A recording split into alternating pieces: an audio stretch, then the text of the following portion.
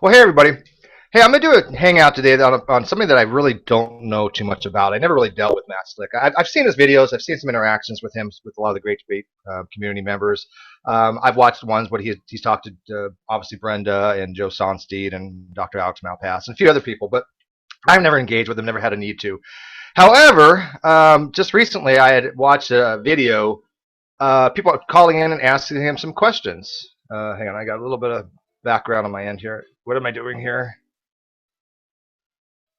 One sec. Don't you hate it when you have all these things come up and you don't know where your sound's coming from? So where is my sound coming from? Okay, there we go. So anyways, what he had actually been asked was what was his position on younger creationism and the age of the Earth and the universe. And he basically had stated that he believes that the Earth is young and the universe is old. And he cited some very antiquated, already debunked, well, like all younger claims, are debunked citations. He actually had brought up polystrate trees. He had brought up moon dust accumulation. And he brought up what's called polonium halos, which I did a presentation on several months ago. If you may remember, I did a PowerPoint presentation on them. And he admitted he had not looked into this stuff in quite some time, and that was obvious because polonium halos nobody uses anymore to indicate a young Earth because Gentry's work was Dr. Robert Gentry was so debunked, and I'm going to get into that a little bit about why polonium halos is a very, very bad argument for younger creationism. A while back, a guy named Fact Finder had challenged me on this, saying that he believed that these polonium halos were a good indication of young Earth creationism. So I took the time out to make about a 2-hour presentation using some basic physics to explain to him why they were not. What was wrong with Gentry's methodological approach and what was wrong with his conclusions. And I thought I did a decent job. I could have done a little bit better. I really made it in about 24 hours. But long story short, his only response was me, well, you know what, you aren't right. And I'm like, okay, why am I not correct? He provided no data whatsoever about why my conclusions about why Gentry's work was faulty, other than, well, I'll have to look into it more. And you're wrong. And I've never heard back from him since. So that was kind of a little bit disturbing. But anyways, I want to get people in here that actually have dealt with Matt Slick because I didn't realize he was this scientifically inept. I've heard his discussions with Dragnot when it came to evolution and knew he was completely clueless as soon as he starts bringing up things like, oh, well, epigenetics is going to destroy the modern theory of evolution. Okay, we all know that's not true. But when he starts talking about polystrate trees, which by now everybody in our community we've talked about polystrate trees. They are not trees. They're lycopods. They are a type of a plant that actually grows through layers of mud, through annual layers that lay down annually. They're not rock strata, right? So when you see these things that look like trees, but they're not wooden trees, they're not actually called trees. They're just, colloquially called trees. They're not there for millions of years, and they don't go through millions of years of strata. This was known in the 1800s when they first discovered. So obviously, Slick has not really looked into this topic because even Ian Juby, who is a younger creationist, has admitted in his writings. He has a chapter in a book that I was reading not too long ago. You can find it on Google Scholar. You want to type in Ian Juby lycopods and polystrate trees, and you should be able to find it. And he even admitted that they were not trees. But the big thing was to me that this whole polonium halo thing is still out there after all these decades, because this was something back in the 90s that I had actually knew was debunked. And it's really hard to get a feel for it because if you go to Wikipedia, if you go to Talk Origins, unless you've had some training in physics, it's a very difficult read, and it's really difficult to understand what the actual argument is and why Gentry is wrong. So I will get into that in a few. I don't want to do it just this second because I want to bring in some other people to really talk about these issues with Matt. And so I've got a little bit of panel here. I invited a bunch more people, but you know how it goes. 5 people show up, and then all of a sudden, like 10 people want in. But anyways, I've got Isaiah here. I've got Drews. I've got Deconverted Man, who hasn't been around in a while. And, of course, I have Brenda. So I'm going to start with Brenda here first because one of the videos I just watched did involve you a little bit, but I didn't watch a lot of it. But it was the same old rhetoric and tripe that they were giving to you, focusing more on your transgender than anything a valid argument you had to say. Yeah, that's correct. As far as I could tell, they had my volume turned down, my mic volume. Everything was fine on my end, and I can't say that they deliberately turned it down. They simply had technical issues. I don't know the source of that. I was simply allowed to ask only one question in text in the side chat. on the live hangout, and I simply asked the question that was there.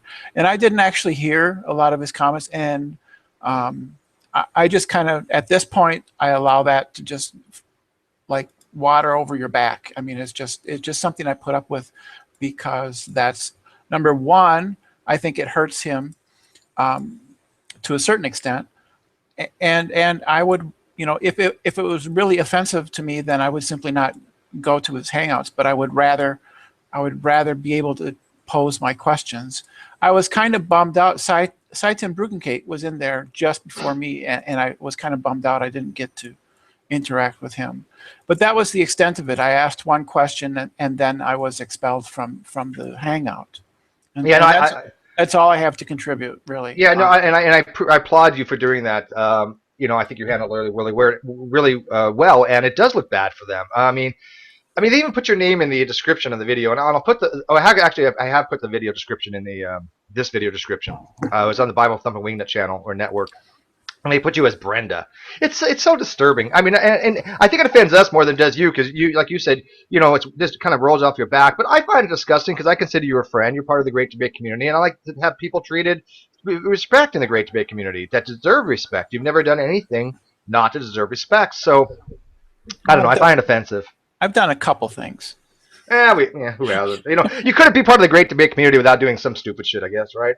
But anyways, Decommitted Man, you've actually had interactions with Slick as well, right? Yes. I talked to him. I did a number of videos covering various aspects of his website. The latest one, I cheated and talking about the latest debate he had with Dillahunty. Rather than anything on his website. But it's funny, when I talked to him way back, whenever that was, I asked him he thought the age of the earth was, and he said, I lack belief in the age of the earth. What on earth? Yeah, I lack belief. I lack belief. I've heard him say something like that before. Yeah, he's trying to take a negative atheist approach. Right. He's trying to take a lacktheist approach, and it's like, no, it doesn't work that way. I was baffled, and I was like, what? So I don't think I asked about the age of the universe because I was so baffled at that response. So then I think I asked, why not accept what the majority of scientists think? He said that's an appeal to majority, which it's not, because I didn't ask in that way. I didn't say, well, the majority. If I had said the majority of scientists should say that it's X, therefore it's X, then yes, that would be an appeal to the majority. I asked why not accept what these people say, and he could have said, well, because if I did that, then I'd just be accepting based on the majority or something. That's not how he answered it. So he didn't have an answer for that. I asked him about biological evolution, and he's like, "Yeah, well, I think that, and I'm like, "Yeah, what? I think that might be. I think that might be an interesting way to go. I think the logic thing is beaten to death, and possibly pursuing more questions about what his beliefs are regarding science. And other issues like that might be interesting. Well, for somebody that actually claims to be a logic expert, right? I mean, I don't know why he would ever think that an argumentum ad populum has to do with scientific consensus. If we were to say something is true because all scientists say it is, that is an argument fallacy. That's argument ad populum, because you're saying it is true solely because people say it is or believe it is. That's not what it is. When you have a scientific consensus, you're having an expert majority, all with an expert opinion, saying something that is probably true. There is an uncertainty factor in there because we don't have Cartesian certainty across the board anyways. So when a scientist says something that, this is to our best of our understanding, they're saying that it's the most reasonable explanation we have, and it's sometimes a confirmed model. But they're taking that as, just because some people says this, it doesn't mean anything. Well, it does. You take your car to a mechanic, and you have all these mechanics that have looked at the car and, in their expertise, said this is the part you need. This is broken. And you have you take it to 100 mechanics, and 99%, 99 of them say that this is the particular part that's broken. You're generally going to go, that's probably the part that's broken. I mean, that's what a reasonable, rational person would do. So, but they're so against science that they're willing to even suspend actual reasoning and logic and just what we all know to be what the actual fallacy is in order to try to disparage science. And it's a little disturbing. Hey, Rumpus.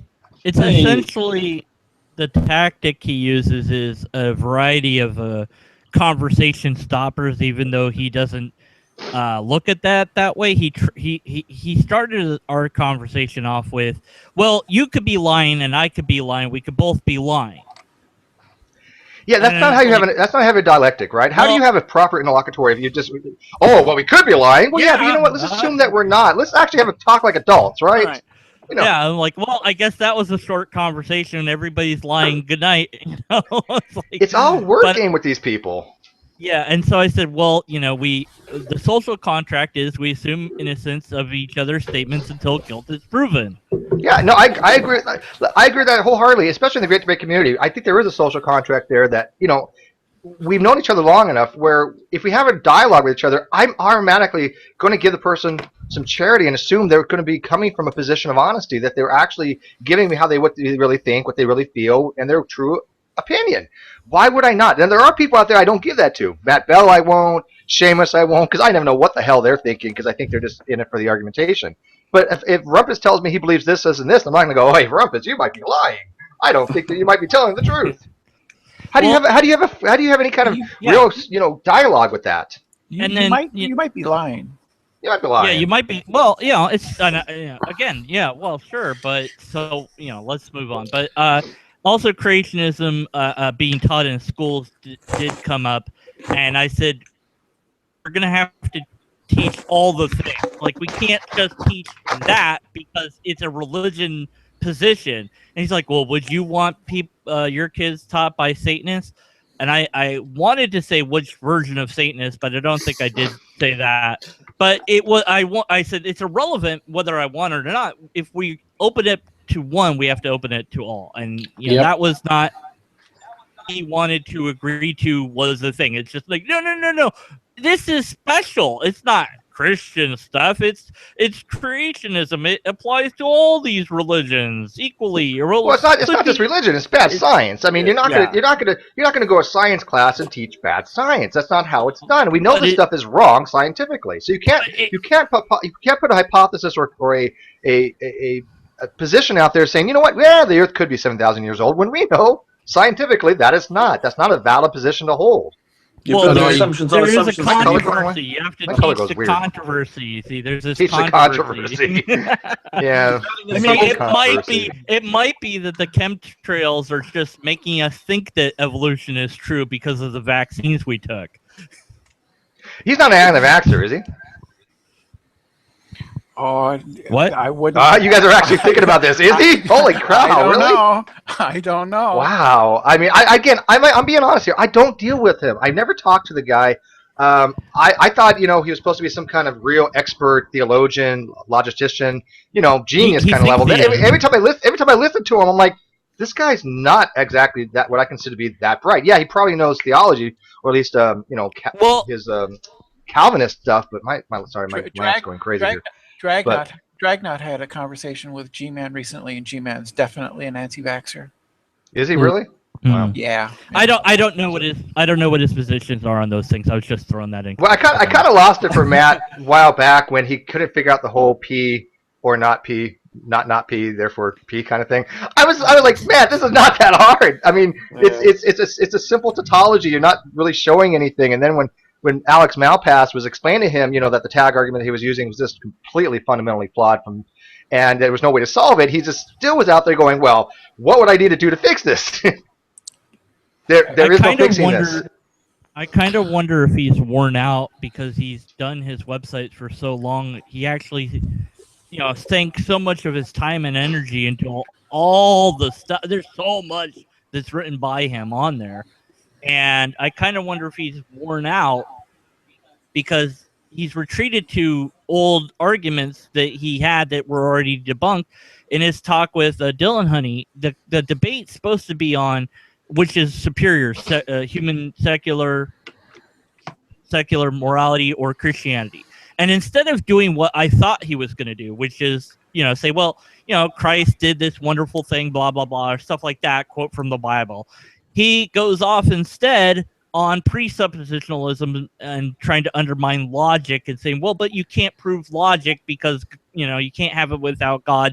Therefore, you're wrong and God exists. I noticed that too. I've actually got a Not question even on that one. debating the debate. Yeah. Like, you could have said that. You could have said anything. You could have said, well, we're brain in a vat, therefore you lose. Yeah, you could have said in Christianity that you have spiritualism, and you can't have that in secular humanity, so that makes us better. There's an actual debate, but no, we don't get that. So I think he's just worn out in his own mind of actual things that he could maybe come up with. He just ran out. What, you're saying he's got intellectually lazy because he's got to beat down someone? Well, he's been intellectually lazy. When I first picked on him, he was intellectually lazy, but I think he's gone back to being even more intellectually lazy because his website originally on the atheism page was nothing but how to troll atheists. Now it's actually kind of addressing some arguments, but not really. So it got a little bit better. But then it's kind of just right back into, well, I've got my tag argument, and that's the best argument that I've ever made, so I'll just keep going back to that. Well, it's obviously wasn't the best argument he ever made because it got destroyed. By everybody, too. People that didn't even know logic, people that don't know P from Q for, whatever. they were still like, we get this, why don't you? I've actually got a question on the fundamental laws of logic, and this was a sort of thought experiment I threw out to one of my friends who's a bit more into sort of philosophy than I am. And I said, if you take a hypothetical world where there is no God, we'll just call that a hypothetical world, thought experiment, would a stone still be a stone? Would the law of non-contradiction still apply without God? And he said, yeah, of course it would. And I thought, to me, that's it. Oh, I don't want to start getting into like modal realism and possible worlds and stuff like that because that's something I don't know much about. I listened to Alex's hangout with Helen on that, and it was fascinating. Him and I think Ozzy were talking about it too. But I look at these principles of logic as something that I take them almost axiomatically, right? I mean, the law of identity is law of identity. A equals A. I mean, you don't really need that much to take that on board axiomatically. It's just true. And one of my favorite videos at the moment is actually Brenda trying to point that out. Oh, good grief. To Dawkins, and that was I tell you what, I've listened to that about 4 times, and thank you because that was just. And I could hear the frustration in your voice that you weren't letting go. You weren't letting go of control, and you maintained such calm and such a level of dignity through that video, where personally I probably would have wanted to claw somebody's eyes out. Brenda, was that the one that I don't remember if you were not, because I know the argument. The argument is basically simple, is that they keep maintaining, God dang my color, they keep on saying that either God accounts for the principles of logic or he doesn't, and they don't seem to understand there's other options, like other worldviews may as well.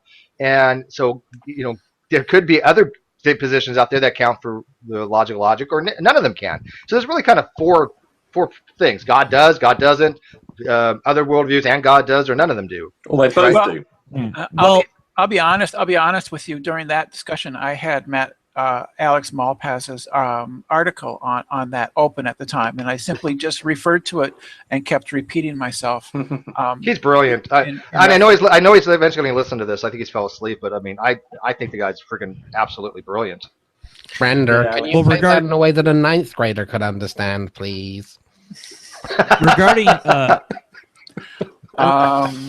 yeah, that was a little bit of a frightening imitation of Dawkins. You should do more of those. Yeah, I keep on meaning to engage him on this. I've had a couple of goes at him with this. We haven't quite gotten to that subject, but I've had a couple of others. What was your experience, foundationalism, and I did pretty well actually. He was. I felt that I quite easily overcame him actually, and he was getting me. He wanted to talk to me a lot more, but I haven't. He's tried to get me in a hangout, so I just haven't. But I wasn't going to go into a hangout where he had bloody mod controls because we know how that's going to end. Yeah, Good God, that would be. Yeah. But I do notice when it gets challenging to them, that's where they start getting really defensive and they cut people off and they actually eject them. They've done it to Cliff Jumper. They did it to Joe Sonstead. They've done it to a lot of people where as soon as they feel like they're being threatened, as soon as Matt Slick looks like he's going down, they jump in to save him. It's like a safety net, and it's really kind of strange to watch because it's so prevalently true. You can see it. Well, we saw a marvelous example of that very recently with Brenda and this pi thing, wasn't it? I mean, there was Brenda repeating sort of basic sort of logic to them and basic maths, and they couldn't get hold of it. And when eventually Brenda got to the point of saying they were stupid bastards or whatever, quite, I think, justified at the point when they. Well, and eventually, I'm sorry, go ahead. No, and eventually they got. Prior to that, they were then kicked you out when I went to that article, whatever it was that Antonio read out, that simply was completely irrelevant to your point. And then that, because they then stopped you from really reiterating the point you were making, because they hadn't taken it on board, they still didn't understand. Despite you were having to reiterate the same point because they didn't understand it, and it was so basic you couldn't dumb it down any further. But then, of course, you did eventually get to. I thought, how can Brenda keep on doing this? And you broke just about the point that I would have done. I feel bad. I feel bad for having lost my temper a little bit. Oh, you did fine. No, you did fine.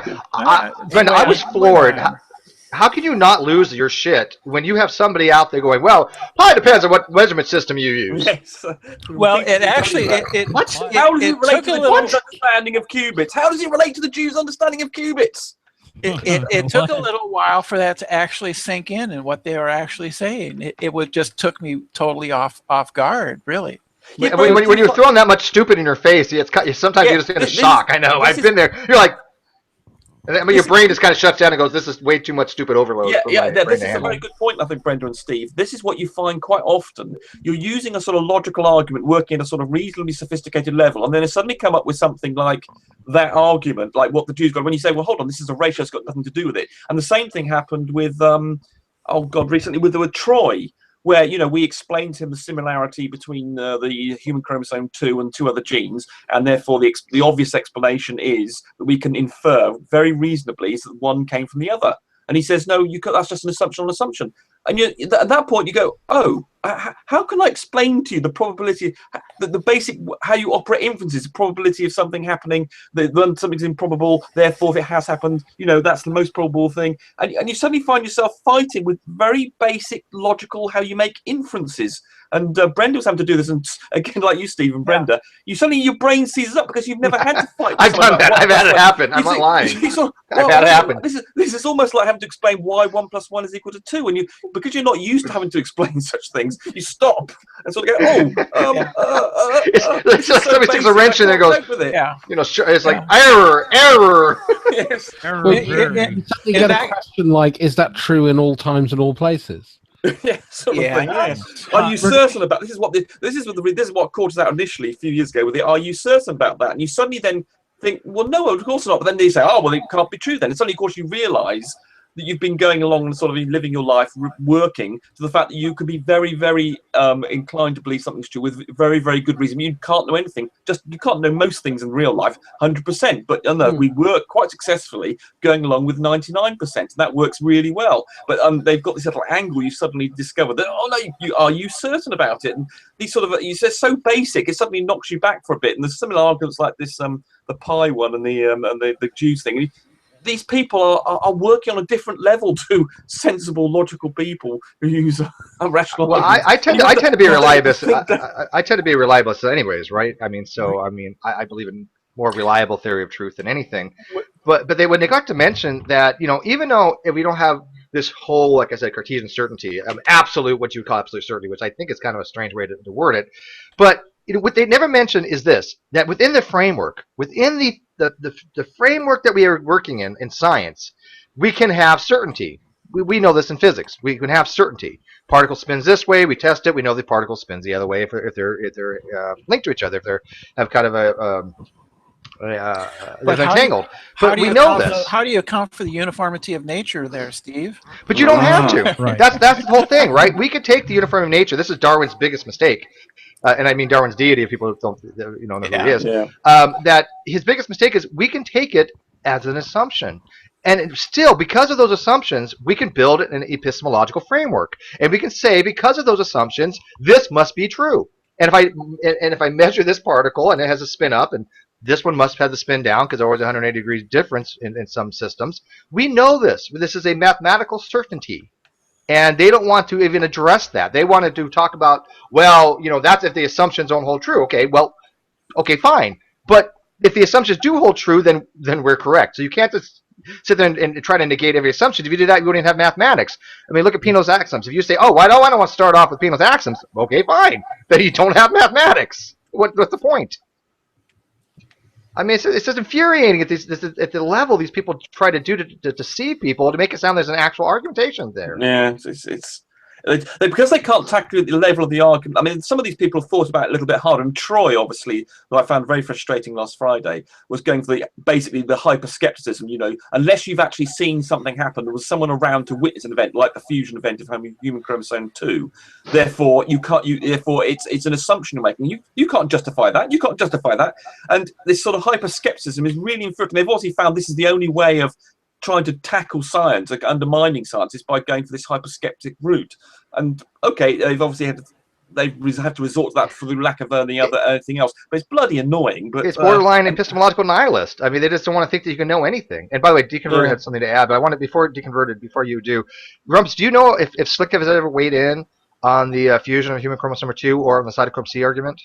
Do you remember any? No, I don't think so. I have watched quite a bit of his stuff, but not for a few months. Yeah, you see, that's why I love you guys. You guys know much more about Slick than I'll ever know because you guys watch his stuff. I've watched. I've been on his show about 3 or 4 times, and I mean to go back there. I'm going to go back there again sometime on some subject that I picked. Again, in the next few weeks, I'm intending to go back on there because I like tackling him. Because I did. I mean, that was one of the things like a year ago when I decided I was going to join the Hangouts. My one aim was, in fact, to get Matt Slick, and I've got a whole series of attacks that I've got prepared on him, but I haven't gone around to go back to him. Did you watch Bert Poole's videos on him yet? Matt Slick versus Matt Slick. If you guys haven't seen it, go watch Matt Slick's videos on him. They're brilliant. They're just Bert Poole's smart. Absolutely funny. Just absolutely wonderful. He's a very very educated and talented individual in making these videos. My videos are blasé, but I try to make a valid point. His videos are creative and he makes a valid point. I hate you, Bert Poole. I hate you. On that theme, Steve, the last one he did was on the he quoted, which is what you're saying, Matt Slick versus himself. He had he quoted himself attacking. Well, he got some footage of Matt Slick attacking someone for using circularity, unverifiability, and something else. Verificationism, wasn't it? That was it. Those 3 things. He attacked this guy who phoned him on the fact that his reasoning was using circular, unverifiable, and subjective or something. And then in the debate with Alex, he used exactly that and said, you appreciate what I'm saying is circular, unverifiable, and subjective. I'm not sure whether that's because that's a sort of, it sounds to me as though that's a sort of series of, that's his armory, those sorts of phrases. And so when he said it used himself, he reused, I think, a sort of these set phrases that he's got, possibly not realizing he'd actually used that as an attack on someone else. So for Bert Poole to find those 3 quotes and then actually to use the Bert Matt Slick, Mrs. Matt Slick, that was a pretty impressive. That takes some talent. I don't know how he remembered those things. But anyways, Deconverted. Did you want something to say something else on Slick? And then I'm going to get into these Pleochroic halos that I was mentioning earlier, that he was mentioning on one of his videos. Yeah, when I was talking to him about logic and things of this nature, that I mentioned that logic changes, and what I meant by that, and I even explained it, is we discover new things, and so we have to change how we do logic based on those discoveries. But instead he said this gibberish phrase back at me. He's like, oh, see, if logic can change, then everything's up for grab. I'm like, okay, well, look, if we doesn't he wonder why we don't use this Aristotelian logic anymore? Yeah, it's like, look, there are new logical fallacies that didn't exist yesterday, and there's old logical fallacies that we got rid of because they're not useful. Like, the Michael Jordan fallacy couldn't have existed before Michael Jordan existed. So there's a new one for you right there. But it is that same sort of weird issue that apologists have with science. That, well, science can change, so you can never be sure that it's right unless there's an absolute rightness in this deity. I'm like, okay, well, are we then discovering slowly what is actually right and true about logic and science? Because that still doesn't mean that we're right, because we don't know what's right yet. So how does adding God help us in any way here? We're still not knowing. And that reality correctly with logic, otherwise it's useless. Yeah, and I think over thousands of years we've come a long way in logic, don't you? Yeah, it has to change what we find out to be true. If we found out that the moon is in fact cheese tomorrow, that's going to change a lot of science, and logic would have to adapt to that change. Otherwise, it's useless. So I think it's the problem between having a system that can't change, which is theology, versus science and skepticism and logic, which has to change based on what we understand. So, well, I'm gonna go on a limb here because you guys know that philosophy is not my area that I really study that much. I mean, I enjoy it, but it's not something I really have that much of an interest in. But I will go on a limb here to say that what I see from them is I think they think that logic is some kind of just, what common sense is, right? They don't seem to realize there's many different types of logic, propositional logic, predicate logic, doxastic logic, so many different Boolean logic. I mean, God, we could probably name dozens of types of logic. And I think, to me, logic just basically is how propositions relate to reality. True and false propositions, how they relate to reality. I don't know how they keep reading into it. Well, that's logical because it makes sense. Well, that doesn't really tell us anything if it's really truly logical. If you have, I remember back in the day when I did electronics, we had truth tables, and you had gates. You had what's called transistor logic, and you would have an AND gate, an NAND gate, and an exclusive OR gate, and we had to learn truth tables. Exactly the way it is actually in, I think it's predicate logic, isn't it? I get predicate and propositional confused often, and forgive me. I do know the difference, but I just kind of forget. So, but when using those operators, it's the same principles, right? When you use, De Morgan's rules, it's the same principles.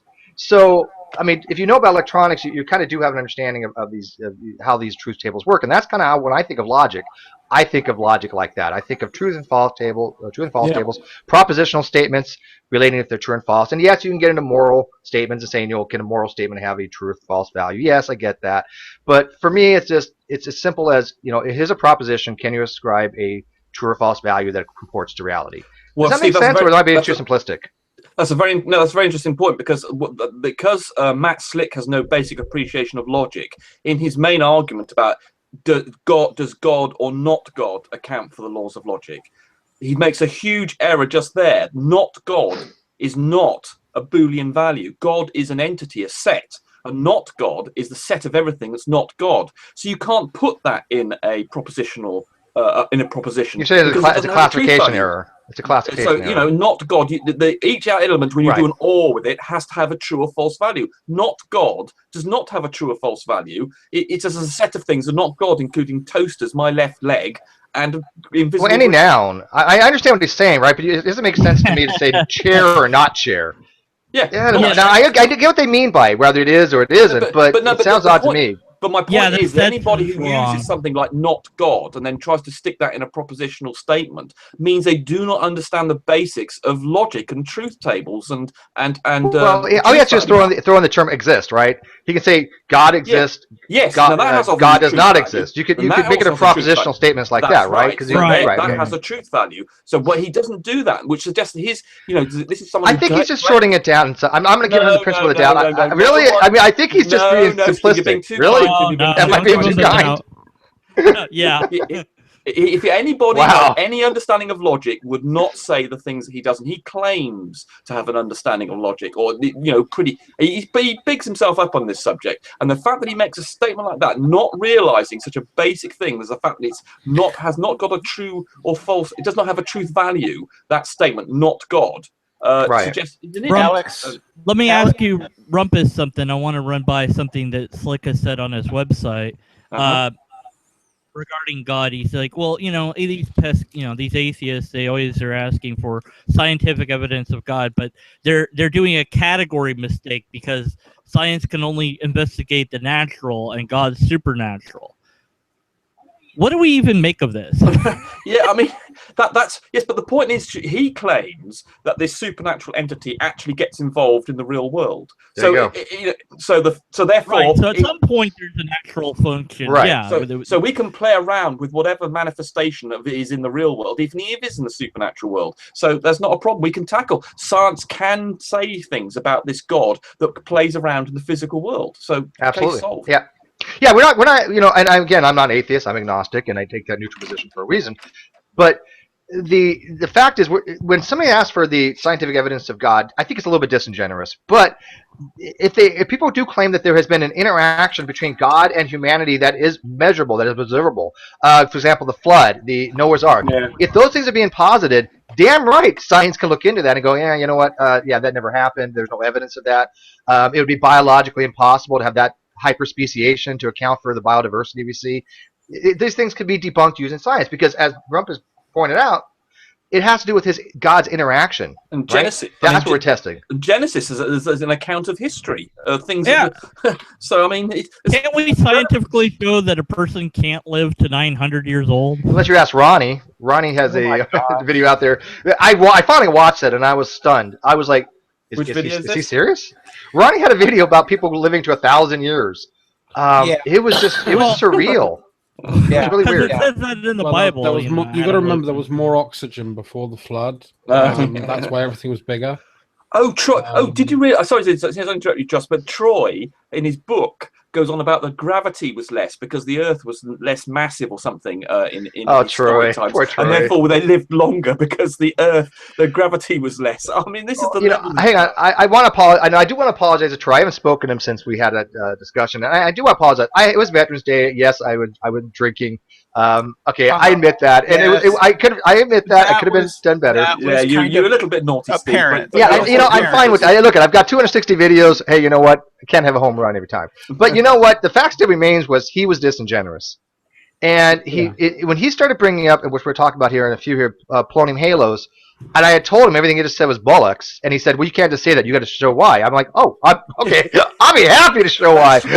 Okay, I will show you why. I've got, it's what it was. I meant out of philosophy, but I do remember stuff about this subject. So you're making assumptions on assumptions, Steve. Yeah, exactly. It's just like you're just making assumptions. No, let me show you why Gentoo is wrong. Vestigial organs. Well, that's the answer to everything. Oh, you're wrong because of vestigial organs. I'm like, what the freaking does vestigial organs have to do with the polonium halos? But the trouble was, you guys don't watch this hangout. You have no idea what we're talking about, but it's funny. He was desperately trying to discuss a subject that he did not understand. That was the problem. Right. And then he got defensive about it, and then he tried to change tack in the subject. And that's and that was what was silly. I mean, I think I'm probably the only theist in the room, and I find really? I find that's a rarity. Yeah, I don't think there's anyone else. Brenda's not. Rumpus isn't. So yeah, will you be covering the General? He appeared on the Bible Thumping show. General knows to get in here. I've already sent him the link. I talked to him this morning. Well, at least cover what he said. I thought he made some good points. Yeah, he did, and I would really like him to explain the biblical stuff because he could do it. Now I can explain a little bit about the science. He had mentioned I had actually posted on Slick's video exactly what I had talked about when it came to some of his claims. I had posted about polystrate trees. I posted about the anachronistic hammers he claims were found in rocks. Were from the miners in the 1800s. I mean, and I really wrote a big old long thing about Gentry's polonium halos. Straight out of my PowerPoint presentation, which he thinks I'm going to probably, have cut and pasted, which of course it was, but for my own work, right? And I went into a little bit of the physics, and basically, General had pointed out that on one of the posts that there's something called the scale. Oh my goodness, I don't want to misquote him here. Scalar spectral index. And what the scalar spectral index is, this has to do with the degree of fluctuations over a period of space. And what it does, it allows for the hyperinflation model to work. So there's something called the horizon problem that states that if you look at one end of the universe and you look at another end of the universe, they should not be causally related. They should not be at thermal equilibrium because they've never been in contact with each other. They're so far away that there's no way they were ever in the same region of space at the same time to have any kind of correspondence between the two. And the only way they can get around that is if the universe inflated very, very quickly during the initial part of the Big Bang. And the way they tested that was with the Planck satellite, and they got what's called a scalar spectral index, which I believe came out to 0.96 with a 5 sigma certainty. Well, 5 sigma certainty is ridiculously high. That's a confidence level like 99.9999994 or something. Okay, for all practical purposes, if you got 99.9999994, that's certainty, right? I mean, just say otherwise. Let's put it this way. Hey, Brenda, if I said I'll bet you $1 million right now and the odds of you winning are 99.999994, would you take the bet? Yeah. Yeah, I mean who wouldn't, right? Pay up, you Welcher. Yeah, I mean, so Phi Sigma is the actual standard deviation they go for finding a particle, and we had talked about this before, and somebody had verified that I was right on that. That that is the degree of certainty we go to. Anyway, so that's what we have for the scalar spectral index. Well, I found out that man is actually an atheist of time that actually accepts neo-Lorentzian, and I was kind of shocked by that. That's Darwin's deity's position. And the neo-Lorentzian model has been antiquated for quite some time because we all what's called Minkowski space now, which is we think of space as actually a four-dimensional space-time continuum. Well, the neo-Lorentzian model is a little bit different. It's more three spatial, one temporal, and then it uses actually an adherence to aether theory, and I believe it invokes some type of deity, does it not, in reality? Because the way they have to account for a causal mechanism in time, temporally speaking, from a being that's supposedly outside space-time. And to me, that kicks in my theological non-cognitivist position, that I don't know what it means to when somebody says God is outside space-time. I cannot fathom what that means. Now, maybe that's my own limitation. I don't know. But I think you're a physicist. I can't. Do you get that? I mean, no, I have real problems. And this is why you then forced to go for this B theory of time, that God, extend that all history has happened, with a future is fixed in the future, and therefore God is effectively it's like a duplication of the universe, which is he's a sort of lives alongside what I think Bert Poole used to call a loaf. You think of the universe as a loaf when you're sliced through the loaf of any particular time, and all the rest time of slices. The future, time slices, and so the future is determined. And so under the idea they talk about God obviously being able to knowing everything for all time. So then he's another sort of loaf sitting alongside your sort of universe loaf, and therefore that's why you can then claim he doesn't change, he doesn't think. If it's deterministic, that wouldn't be far from the truth, though. If we live in a hard deterministic, universe, which I don't accept, but I don't accept compatibilism either, so I don't know. I don't know what to believe when it comes to that. Yeah, I mean, you've got a big problem there, haven't you, with quantum? We've established that in quantum physics that things are non-deterministic, indeterminate, and therefore you don't know what the future's going to be. So that causes you a big problem with this sort of B theory of time. It seems to me. I don't see how, unless you have multiple universes and multiple loaves going off into multiple futures, how can you just have one with a non-deterministic universe? I don't see how this works. So yes, and then you force it back to an A. There's another problem I have with that, which is the fact that to have a state of causality, to be able to cause something, you need temporal effect. So if you're outside time, how can you have causality? How can you have temporal effect? You couldn't. That's the whole problem. How does something outside time all of a sudden have a causal effect within our timeline? What is the way that actually works? That's just, to me, that's just common sense. It's not even logic. It's just common sense.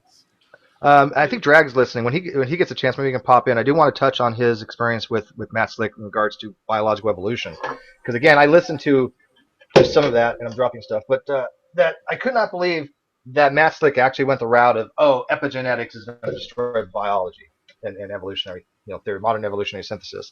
And I was like, man, I mean, that's the same thing that Eric Hovind did to me. When I had him on our hangout, and Eric was like, "Well, have you looked into epigenetics? Because that obviously is going to destroy evolutionary biology." And saying about shat himself, he's like, "No, that's not true." I think they call epigenetics the new Lysenkoism, which it isn't. But I'm not sure about Lamarckianism.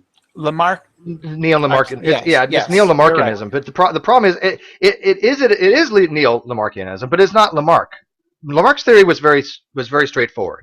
He believed that the continual use and disuse of a body part would strengthen it or weaken it, and that would be passed on through the germline to to offspring, and that would have changed their phenotype. Okay, that's not what's happening here, right? That's not what's happening. Now, it does mean that the genes itself, the actual nucleotide sequence, is not totally affecting the phenotype. There's other things affecting it, because these little methyl tags that are attached to the DNA can actually be transmitted along with the DNA, and therefore that's called the epigenetics, the epigenome. And again, nothing I'm heavy on, but I know this much. And I hope I'm explaining it correctly. But he thinks that because of that, that's actually saying, well, look, people are getting these phenotypical traits not directly from the DNA sequence. Therefore, Lamarck was right. Well, Lamarck knew nothing about this stuff. Okay, all he said was that, and he had a good theory at the time. Look, if I start working out and I get a big old muscle, I'm going to transmit that to my children. That's going to be promulgated through the germline. We found out that's not true. Though we have found that epigenetic traits can be transmitted. Yes, but that's not the continual disuse of a body part. That's what his theory was. Yeah, it's some of the. Yes, that's right. Yeah. Yes, and I'm not sure. I've actually got a book on epigenetics. I've only read half of it, and I haven't quite worked out what it. There are just certain environmental effects that will cause other effects. Not, as you say, not directly. It's not like big muscles. Obviously, the body is responding to environmental effects by growing a big muscle, but then encoding that in your genes to make big muscles. But that's clearly not what's happening. But obviously, things like if you're starved and things that can cause epigenetic effects, modifications to your germline DNA that then do cause other effects. But it's not that's like big muscles. It's like you respond in some other way. It causes you to be. I think the classic line they have is that when there was starvation of people in Holland, it caused the babies to become out bigger or smaller. I can't remember which, because they were starved and they had then had problems in the children they had. They were able to draw some conclusions about the fact that there was an epigenetic change to the people who had babies around this time of starvation in Holland, and that trait lasted until their grandchildren. So there were epigenetic consequences, but they're not like, as you say, I can grow a big muscle, therefore that causes the gene somehow to be modified in such a way that then my children have big muscles. No, there is an epigenetic effect, but it's not sort of related to the phenotype thing that big muscles. And we've known about this forever. And obviously, Fiona and Sam know much more about epigenetics than anybody we'd know. Maybe besides, maybe Myth knows a little bit about it. But I mean, for Slick to make this overwhelmingly incorrect statement that epigenetics somehow disproves modern evolutionary synthesis just demonstrates to me that he knows nothing, literally nothing about either topic. Because that is something that I would expect from a really uneducated person to say. What has he done recently, Steve, to get you all excited about him? Did he have a hangout with on Wingnuts thing or something last Sunday, and he's got you all excited? No, it's just I had General had actually sent me a timestamp of the Bible Thumping Wingnut Network, which again I don't watch very often. Was that very rarely. Yesterday's one? I think it was yesterday. Oh, right. Minkus White was on it. I watched it when Cliff was on there. I watched it with Joe, and I watched it with people that I know arguments that I find interest in. Alex, Malpass, but for the most part, I don't watch his stuff because it's too tailored toward theology, which is something I don't really have that much of an interest in. Yeah. But when I was watching him have this timestamp on a question asked of him about what he thought of the age of the Earth, and he said, well, there's a lot of indications out there that we just don't know because, there's these trees that they found that go through strata of rock. No. There's, these hammers that are found in rock that we can't explain. Well, yeah, we can't explain. They're minor hammers from the 1800s. He said something about the polonium halos, which, again, I'm going to get into a little bit more here in a few. And there's actually a really interesting waterfall up in Yorkshire, and it's been common practice for people to hang things like teddy bears and hats and stuff like that. Yeah. And they get totally calcified. Yeah. And they come out, looking like solid rock, and Right. And these things we know were from the 1800s. They have been calcified. There's other mineralization that happens to them, but they're not rocks that were formed millions and billions of years ago that they have a hammer in. That's not how it works. But Steve, the key thing is the thing itself is not mineralized. It's just got a It's just the round it is calcified. Yeah. It looks like rock though, right? But the thing itself is not mineralized. Yeah. No. The hammer's not mineralized. It stays metal. Yeah. Yeah, it's just calcified. It's calcification over the top of the material. Yeah, over the top of. Yeah, that's the key. It's the same, and it's the same way as stalagmites and the stalagmites grow. It's exactly the same process. Myth, I don't have the time stack where Slick was talking about epigenetics. That's why I kind of wanted Drag to talk about it because he had mentioned it to Drag. I don't remember what video it was. It wasn't the video that I had watched yesterday. But did you want to watch that first before you commented on his epigenetic comments, or did you want to add in, Myth? But you're muted. Myth? And I love your name. Yeah, I'd kind of like to know what he said. Okay. Well, he basically was just implying that epigenetics is going to destroy the theory of evolution because the theory of evolution, they're stuck on Darwinianism, right? They're stuck on this mindset that we still go by Darwinian evolution, such that the only thing that contributes to genetic changes is natural selection and mutations, right? And they don't seem to realize that we've come a long way since that type of mindset. There's a lot more to it than just mutations and natural selection. It's very, very complicated. Evolutionary biology is hard. Okay, I'm not going to lie. It's a hard subject. And they just kind of, in their what they think expertise is saying, well, this is all just proven because of horizontal gene transfer or epigenetics or in Evo Devo. And they throw these things out there like, oh, yeah, these are going to destroy it. But they don't seem to realize that all this is incorporated in modern evolutionary synthesis. I mean, you might want to call it the extended synthesis, but it doesn't destroy anything. It just adds to our existing body of knowledge. Would you agree? Totally. I like Myth. He's like, yeah, I agree. Yeah, fine. Yeah. He doesn't really have to get into it much. He's like, yeah, you're right, whatever. By the way, Myth, we're still going to have a discussion on chromosome 2 again. I'm trying to get somebody else in here that actually may know more about than Troy. I know you missed the last one, but I don't know if you watched it, but it's horrible. These guys don't know nothing about telomeric fusions, and I can't get any younger creationists in here that actually really, really wants to talk about Tompkins' work, but I'm trying desperately just to let you know, okay? I just watched it, actually. It is pretty horrible. The guy just wouldn't answer any of your questions whatsoever. Yeah. I know. And I take the hit, too. Like, it was Veterans Day. I'd been drinking. I wasn't at my optimal. But let's be realistic here. It wasn't as good as it could have been, yeah. Right, but let's be realistic. Let's be realistic. Did he not avoid anything that I was asking him? Yeah, he was a bit much more devious. Yeah, he was being quite obnoxious, really. While saying that you were using debaters' tricks. Basically, he was, and then said that you were using, quote, debaters' tricks. Which I don't understand. I don't want people to use debaters' tricks. I want to get to the core of the matter, and we were discussing the actual fusion site. Somebody had posted, I think it was General, somebody had actually posted that here's the actual nucleotide sequence at that region. Can you explain to me what you have as a hypothesis to explain this other than a telomeric to telomeric fusion? I got nothing but, oh, well, you haven't demonstrated that it is. Well, I'm not advocating that it is at this second. I'm asking you for an alternative explanation based upon your expertise. But Steve, I think that was slightly problematic because he was just claiming he didn't have to have an alternative. Well, he was just suggesting one alternative, but he was saying that we couldn't be sure of our hypothesis because it was just a hypothesis. Whereas what we needed to do, and what I was trying to do, but bloody Sam and bloody waffling on about the philosophy of science, unfortunately stopped me getting into the point, like, how would we go about saying that, well, I suppose, well, actually, I'm about to start going waffling about philosophy of science, I suppose. How we say that something is unlikely? How do we say that this is an explanation? Because the explanation makes several predictions which are very unlikely to have come about by chance, that have come about through our model.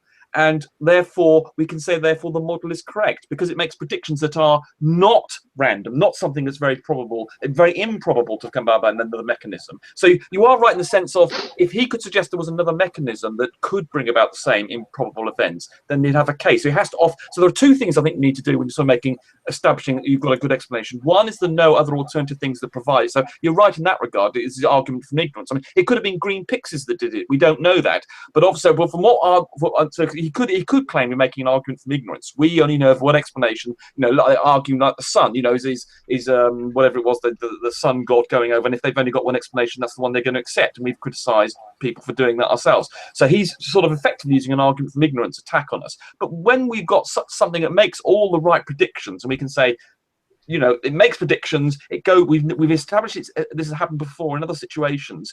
We therefore can have a very high confidence in it, and because it's and the idea of the fission that he had was absolute bollocks. The fact that that made no sense whatsoever, did it? Was just there's that centromere kicking around there, and we've got the sort of welding point between the two. Suggests that the direction of change was going from from the two small ones to the big one, not the other way around, which you wouldn't get there to get the vestigial elements. So so we needed. All I heard was potato.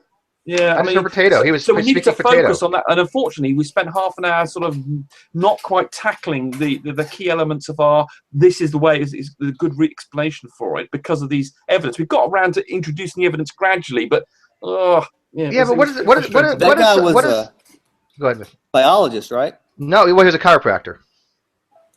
Oh.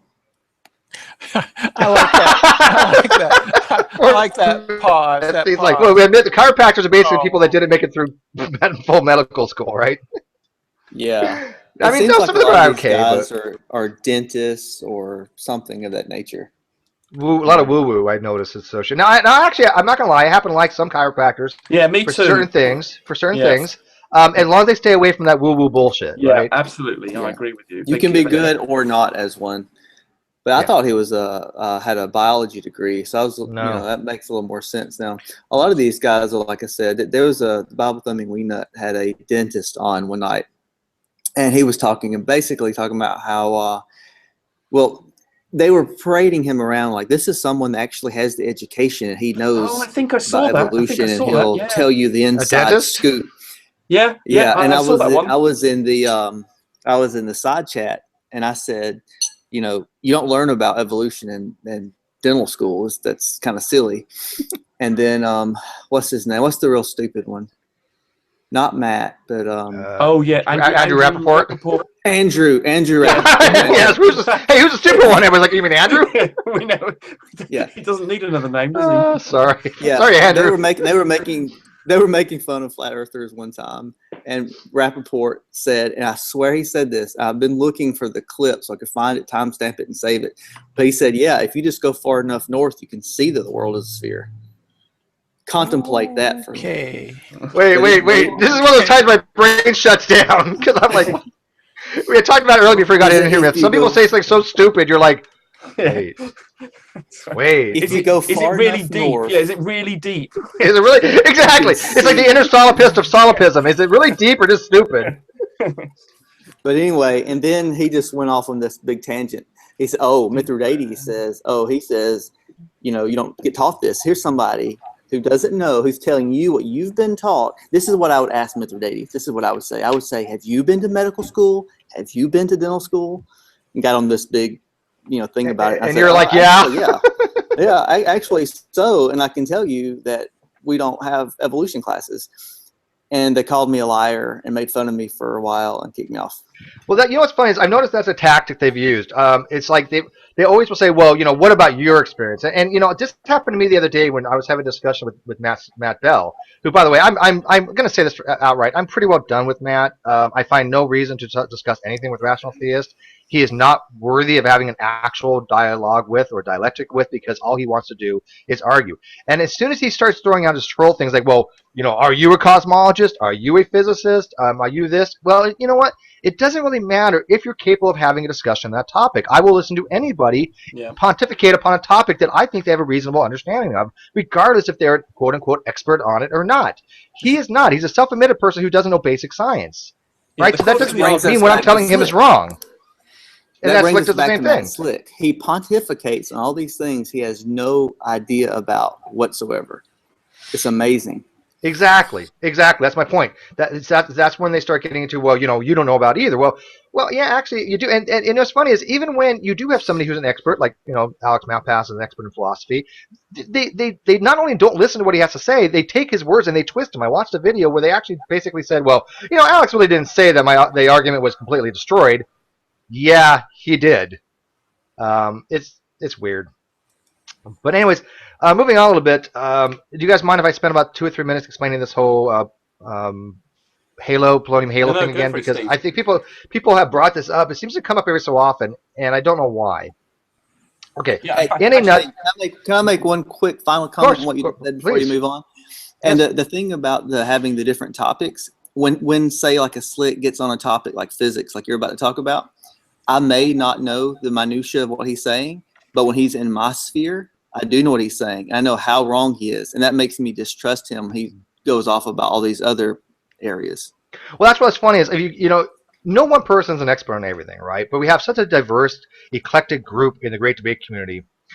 Which, by the way, I'm not sure if Alex Malpass has actually joined the Great Debate community on G+. I will send it to him later. I know he's sleeping now, but he will watch this. But he should actually be officially counted.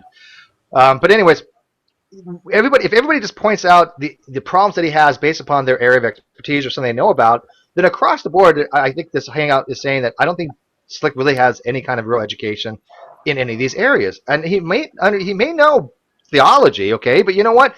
to be knowing theology does not mean that I think somebody is an educated person, because it's pretty well useless in most areas just to say, oh, I know the Bible. Great. How are you going to help humanity? You know. Yeah. But anyway, yeah. Anyway, so we're going to talk about halos. Yeah. So what's the story with halos? Again, it's a very complicated thing, and I will make it kind of very simplistic because I wrote like 22 slides I had on this, and I'm actually going to bring it up and I'm just kind of read through it a little bit. What it was a guy named Robert Gentry back in, I think it was the 60s, wrote a book called Creation's Tiny Little Mysteries. And he was talking about these halos, and what the halos are they're due to radioactive decay in various types of crystals, and they have different coloration.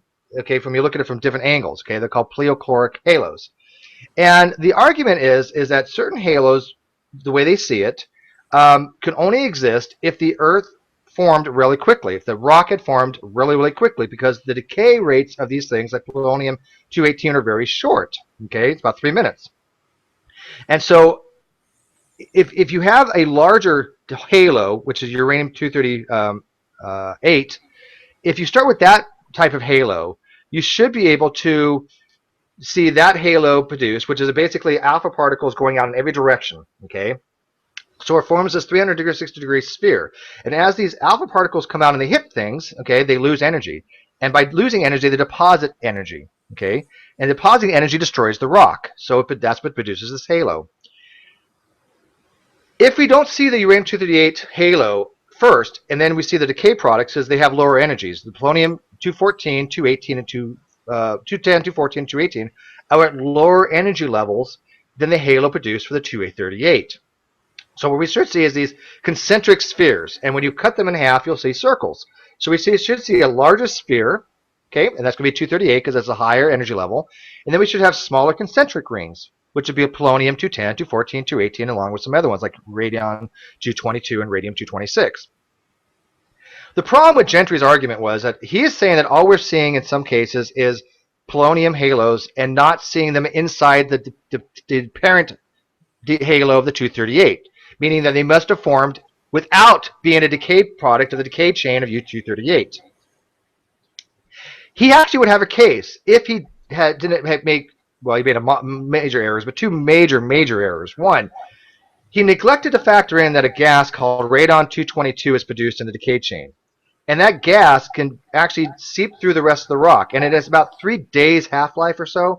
And so it's plenty of time to produce a diffusion because of water and through porous materials and rocks, the granite, that if that gas goes to other places and that gas then decays, it's going to only show the decay chain from radon-222 and then the halos for 218, 214, and 210.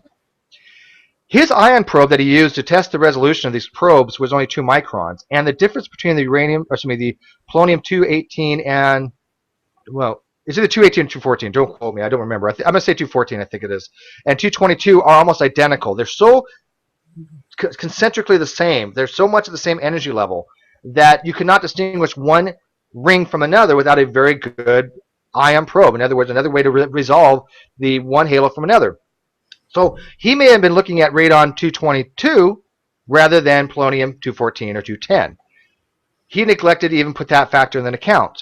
So basically, if you actually added up all the halos in the rock, you would actually see there's actually was uranium in there. So you'll see uranium halos with radon and polonium, and then you'll see the other halos are just polonium because radon had actually escaped, gone through the rock, gone somewhere else, and then that decayed. So that actually is one of the reasons when it was brought up to him, hey, Dr. Gentry, here's a naturalistic mechanism about why the halos exist, the way we're observing them, and why your conclusions is wrong. He invokes something called a singularity. And a singularity is a one-time event where God has intervened. And he said, well, you know what, that might be true. Yeah, the evidence shows that, yes, this might be a reasonable explanation of why these polonium halos exist, but God just made it do this way. God made it appear this way, the way it is, as a one-time event called a singularity. Once he did that, he left the realm of scientific methodological naturalism and no longer is a scientific claim. So anybody who uses polonium halos as a scientific claim automatically has not looked into it because Gentry is no longer using it or no longer used it as a scientific claim after that because it took divine intervention to make it fit his observational findings. So obviously I think when Slick had brought up polonium halos, he hadn't really looked into this stuff. He hadn't really looked in what causes these halos, and what would be a viable explanation for them in mica and biotite, and they're found in many, many different places. So if anybody's got any questions, that go ahead and let me know. I'll try to answer it the best I can. But long story short is the argument for polonium halos for Gentry is completely antiquated. It has been disproven over and over and over again. Again, Dark Origins has a really reasonable explanation. It's a little highbrow. Again, if you don't even know what electron volt is, then you may get confused. But that's when you have physics, experts like Rumpus here, or even myself. I can explain to you what an electron volt is and help you through understanding what you're reading. So, did you want to weigh in that, Rumpus? Yeah, yes, I must. I've only read half that thing on there because I mean, you did that presentation with me, and I still only half read up on the subject, and I didn't absorb all the information you did in that presentation. But I didn't realise. Perhaps you mentioned it in that presentation because it was 4 o'clock in the morning for me. I didn't realise. I'd forgotten you're saying that Gentry has actually given up. He now says it is actually requires a divine explanation. Now he's saying the physics by itself there could be a naturalistic explanation, but he's now saying no. It now requires a divine one. So yes. Yeah. Right. Okay. So he called it a singularity. So he's effectively given, yes, right. So he's effectively given up presenting it as a physics argument, right? Okay. Yeah, because there's no longer a physics argument because the physics can be shown to actually explain where the polonium halos come from. Ignoring the naturalistic argument that he accepts could have happened, could explain it, and said no. Although there was a naturalistic explanation, I'm going to say that isn't the way it happened. I'm going to assume, just as a matter of faith, that it's the other explanation. Right. Correct. Okay. Right. Correct, and the naturalistic explanation makes sense, and actually, they can do testing on it. In fact, when he tried to make the same discolorations, he tried using, I believe, high energy alpha particles over a short period of time to produce the halos that he has been observing. The same discoloration, he couldn't do it. It didn't match. Right. Yeah, it didn't match. So these things were formed over a long period of time, not a short period of time as they're indicating. That's right. I mean, when you look at them, you think that's not something that's happened over just a few minutes or whatever, or a few days. Correct. You can see that it looks, just by looking at the damn thing, geologically, you can say that's something that's going to have happened over many, presumably hundreds of thousands of years.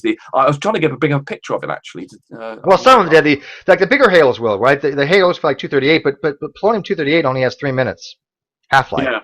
Okay, but polonium 210. Yeah, so it's going to actually produce those halos pretty quickly because these alpha particles are very, very high velocity, but they have very low penetrating power. So even though they're being sent out with high kinetic energy, they're not going to penetrate deep in that rock, and they're going to lose the energy that they have very quickly because of what's called microscopic cross sections for absorption or scattering effect. They're going to hit particles, and they're going to take their energy and convert that kinetic energy into the destruction of that rock. That's what's causing that halo to be formed. And we can measure this. We can actually test it. We know what the ionization potential is for alpha particles in free space.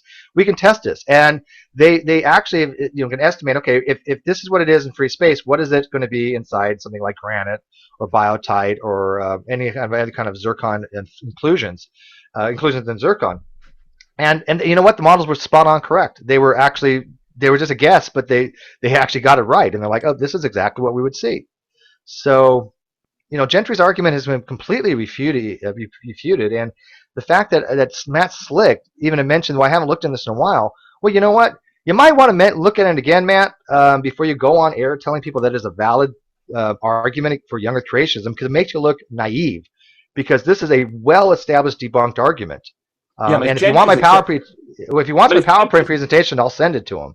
Yeah, I think actually I think you should have another go at it. Actually, a shorter, because I think some of the bits that you explained about cross sections and things, I think need tightening up. I think to be understandable by someone who's not got a physics background. Yeah, I'd like a copy of that presentation, Steve. Sure. I'll send it to you. Thank you. Yeah, because what happened was. I was trying to. I didn't tie it together as well as I should have, because I wanted to explain to people that if you have a formula, there's a formula which is sigma equals small sigma n, which is basically the summation of all the effective target area of all the atoms present in that rock. So the microscopic cross section is a formula that's going to take into account all the different things that are going to be affected in that rock: radiative capture and absorption and scattering, all these other different things. And I wanted to show this is the physics, the basic level of physics required to understand what's going on here to produce this halo. And of course, an understanding of what energy is and what electron volt is, which is not that complicated. It's just people hear like mega electron volt, they think it's kind of sciencey. It's not. It just means that how much energy is lost or gained by an electron in a potential of 1 volt. And it could be used for a lot of things. It could be used for temperatures, kinetic energies, momentum, because it's amount of energy in that photon, or that electron, how much energy it has. It could be a photon too. But any particle, if you accelerate it, right, it's going to gain kinetic energy. It's going to become more energetic, more massive.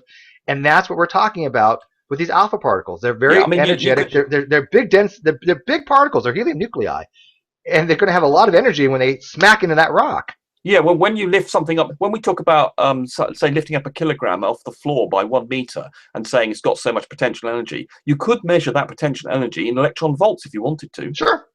So yeah, exactly. Absolutely. Electron volts is useful for a lot of things.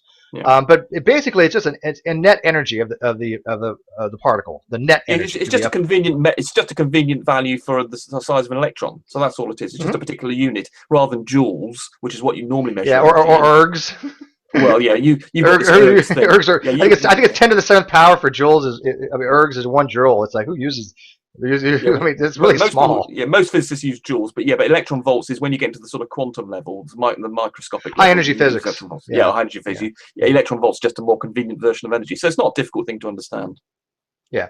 This topic though demonstrates yet again how these the creationists can kind of briefly touch on a complex topic, throw out a bunch of rubbish, and it sounds good to people who don't know anything about it. But to actually be able to refute it, you actually have to do actual study, actual learning, actual reading, and it takes so much more time to debunk what they said than it's complicated. For them to throw out trash. And this is how I feel when I feel like people like Fiona and Sam that know like biology really well, right?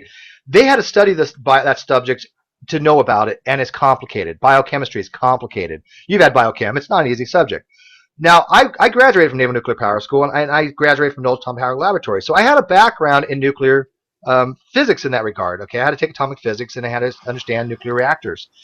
And so if I had to come and look at Talk Origins paper, a blog on what this polonium halos was, I would have been lost.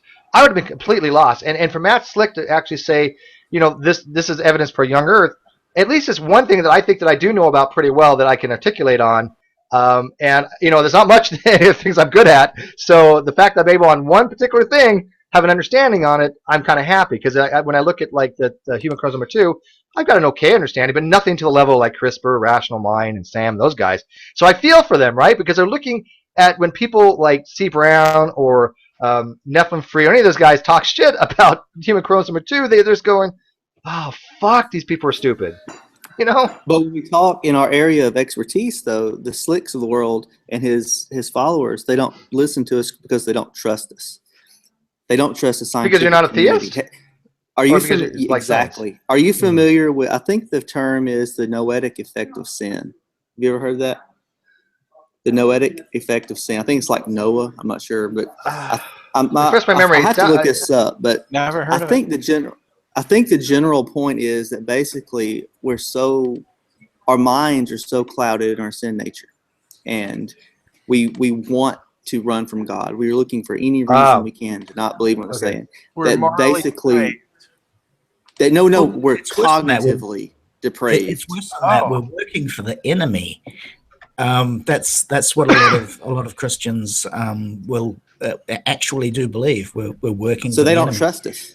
Exactly. Yeah, of course. Well, yeah, if you're not with us, you're against us, right? So if you're not of godly nature, you must be working for Satan, right? Is that the attitude? Yeah. Can I just come in on you've been talking about Matt Slick being stupid and so forth. And no, hang on. I don't want to say Matt Slick is stupid. I don't want to come across as saying that because I'm sure he's very educated in his own little theological world. But when it comes to all science and everything, that's what I'm questioning about. I'm questioning how intelligent though he can really be to throw out things of things like moon dust, which even creation.com says don't use. This is a bad argument. We've recalculated. We know the mistakes that were made. Moon dust is not a good argument for young Earth creationism. That's my question. How smart can he be? I don't want to call him stupid. I don't think he's stupid. That's all right. I think younger creationism is. But I think stupid is a scale. And of course, it's worse than that because it's multidimensional. People can be stupid about one thing, but not about another. Fair enough. I have to look at some of the things that, for instance, Matt Slick says, and I have to conclude that either he's unintelligent on particular subjects, or which is obviously uncharitable, or I have to believe that he's engaged in pious fraud. And I think that it's much more likely that he's just outright engaged in pious fraud. And I know that some people think that's uncharitable, but I'm not sure he thinks that's uncharitable. I don't think it's that uncharitable. I can see pious fraud being produced there. I mean, I've seen pious fraud for decades. And what is that? What is that? Pious fraud is a belief that you can deceive people to bring them to God because you're doing it for the glory of God. So the ends justify the means. It's a form of consequentialism that you can lie to somebody and deceive them as long as they've come to Christ to be saved. I don't think that applies to Slick, though, in my opinion. I just think he doesn't know what he's talking about in half the things he talks about. That's I think he genuinely believes most of the things he says. I think don't so have any too. reason to disbelieve him. But it's still a form of pious deception in a way because, I think to be a younger creationist, you've got to be deceptive in some regards. You've got to be. There's also the concept of limiting the information you seek in order to remain ignorant, which I think is another popular pastime. Yeah, they call that Morton's Demon. Ever heard of that? Morton's Demon was named after Glenn Morton, who was he's a either a geophysicist or a geologist who used to be a younger creationist, and now he fights against it. And he coined the term Morton's Demon based upon Maxwell's demon. Basically, there was a little demon that controlled the flow of information to the younger creationist's brain. And then anything that comported with what they understand younger creationism is, they accepted. And any kind of information that refuted it, that the demon would kind of throw out. So that was Morton's demon. I think it can be generalized. I think there are a wide variety of subjects on which people deliberately limit the information so they can maintain their beliefs of various kinds. Myth, real quick, do you want me to send this to your email or want me to try sending it to you via Google Plus? No, you can email it to my Mithridates email. Can you type in the I site? guess you don't know that, do you? I'll text it to you. Yeah. Yeah, I'm not as psychic as I used to be.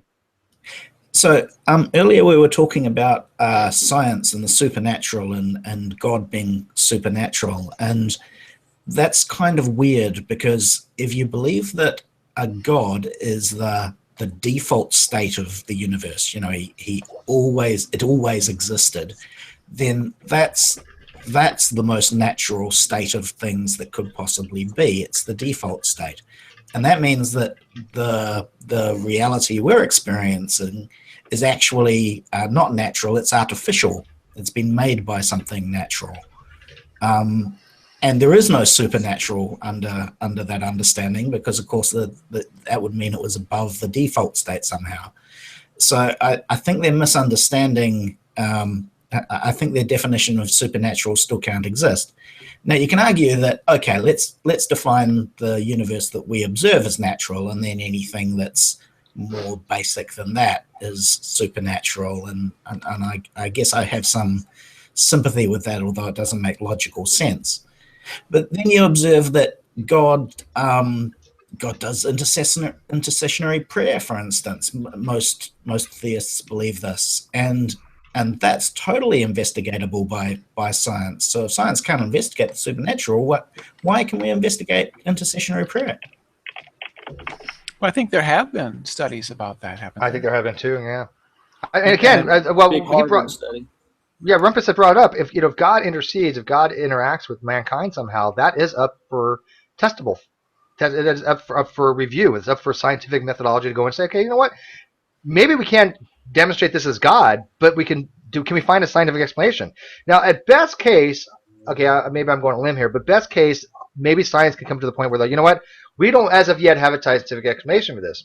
The problem with that is that it's only going to invoke God of the gaps, right? Because somebody's going to say, well, you haven't found a explanation, a scientific explanation, therefore God is true, right? It's an argument from ignorance there. I'm going to hold on to God being true until you find me a reason that it's not, or that the supernatural claim is true that they're investigating. So it presents a problem. So I don't think science in itself can demonstrate God's existence, but it certainly can falsify scientific claims. Would you guys agree? Yeah, the trick there, I guess, is that if you kept getting more and more evidence, and this doesn't happen, but if you did keep getting more and more prayers answered, for instance, and you set up an experiment whereby when there was no prayer, nothing happened, and when there was prayer, something happened on a statistically important scale. I agree that you couldn't conclude that there was a God deductively, but if the evidence stacked up and up and up, you could deduce it inductively. Possibly. I mean, inductively, you can do a lot of things. But, for example, they've done prayer studies. They were small sample size. That was probably the problem that they had with it. But they've actually shown that people that are very seriously ill, that are prayed for, tend to significantly do worse than people that are not prayed for. Yeah. Okay, but the problem is that you don't know all the variables, right? You can't say there's a correlation there. You can only say that this is, it appears that if you're prayed for, you're going to have a better chance of dying or getting worse. But it could be their own mental state, because I think people may have some kind of pressure that if people are praying for them, they might think that they're worse off than they are. There could be a lot of different factors going into that. So there were three groups of people: those that weren't prayed for, those that were prayed for and told they're being prayed for, and those that weren't told they're being prayed for. And the group that were told they're being prayed for did worst.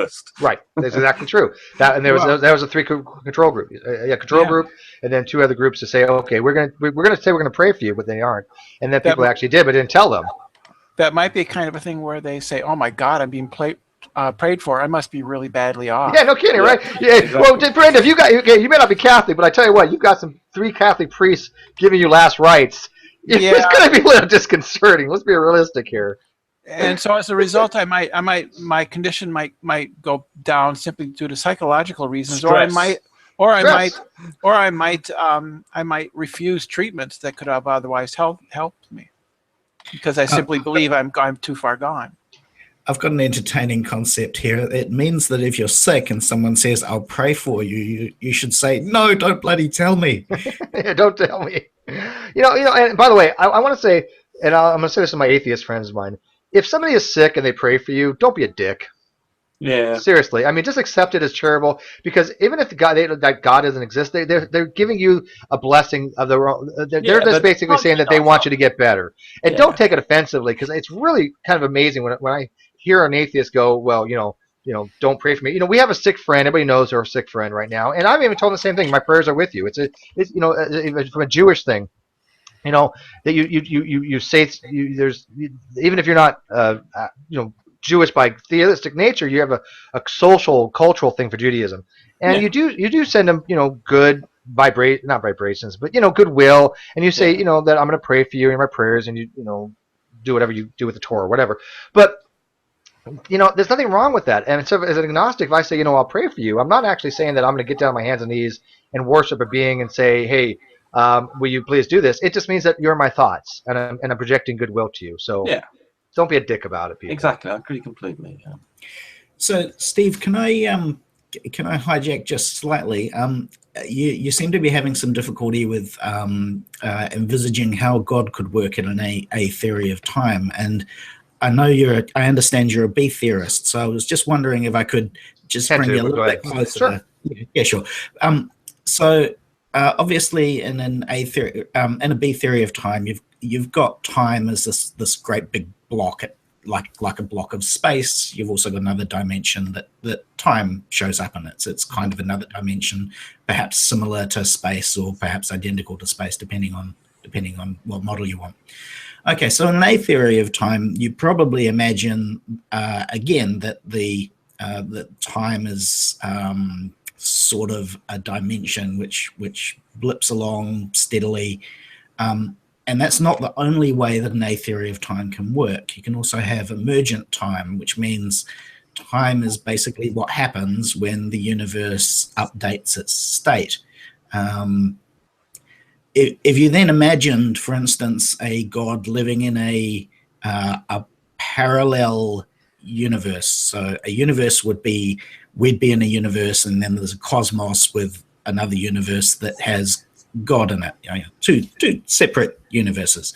So our one has its own space and has its own time ticking along, and the God would be in another universe with perhaps its own space and with perhaps its own time. And you could realistically say that it's timeless because it's got nothing to do with our time anyway. And then you have to imagine that there's some sort of link between them so that the God can, do things from its universe. That's the hard part, though. That's the critical part, though. How do you get a mechanism between those two universes? And besides, you could posit that. Okay, I see where you're going, and maybe that would probably be an okay model for the atheist. But the problem is that the atheist that wants to subscribe to the Neo-Lorentzian type theory is that they are also positing that God exists in our own universe, right? That God interacts with our universe because he exists in our universe. That's what they'll say. They don't say that God exists outside the universe. They say God exists outside space-time. There's a difference there. Okay, I haven't heard that, but that does seem to be an incoherent concept. That's the problem. I was just going to close by saying that although it sounds a little bit wild and crazy, it's not inherently more wild and crazy to imagine linked universes than to say imagine that we might be a holographic projection universe, which is an idea which has been kicked around. No, because I accept the holographic principle, actually. The holographic principle came out of black hole entropies, right? The formula is used for entropy for the surface area of a black hole. That's how we get the holographic principle.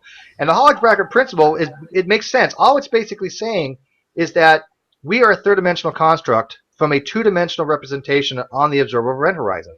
So our information, our encoding, our bits, our qubits to be specific, exist on that two-dimensional membrane, okay? Because the surface area of a system is the max amount of information that is able to describe that system, or the max amount of entropy.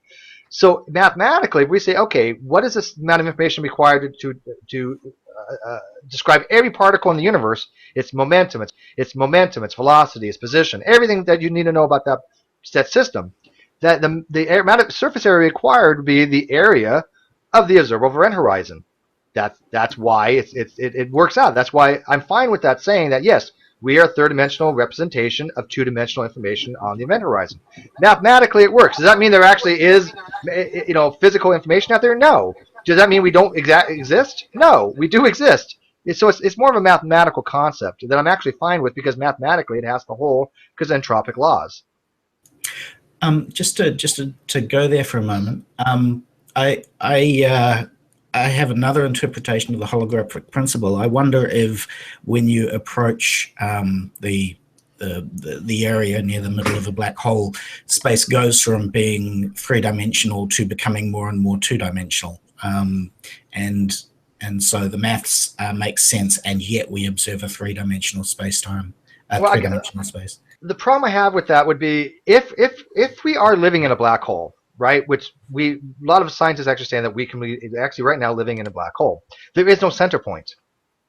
Okay, everywhere is the center, because it's like there's no center of the universe, right? So there would not be a center of the black hole that we're living in. So it's nonsensical to say so.